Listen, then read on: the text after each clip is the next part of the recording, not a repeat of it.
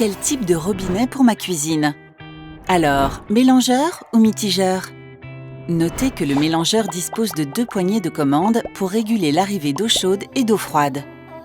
Côté design, 2 styles, 2 ambiances.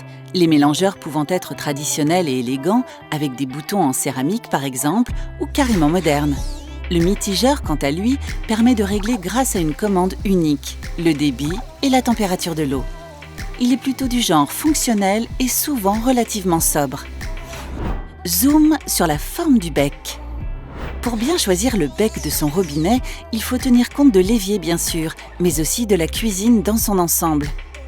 Si votre évier est large, choisissez un bec long.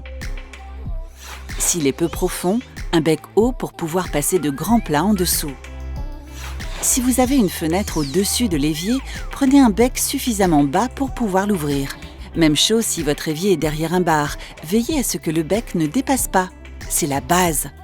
Alerte point d'ICO. C comme bec coulé. Une partie du corps du robinet et le bec ont été fondus ensemble. Il est long et plonge assez loin dans l'évier. F comme bec fondu.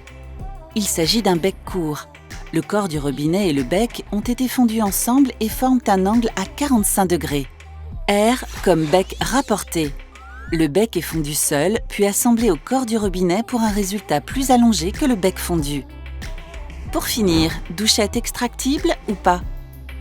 Inspirée des cuisines industrielles, la douchette simplifie la vaisselle et le rinçage des légumes, même dans un évier peu profond.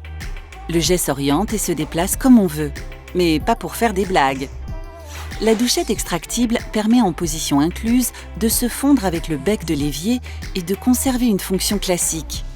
En cas de besoin, il suffit d'extraire la douchette de son socle et de l'utiliser comme une pomme de douche.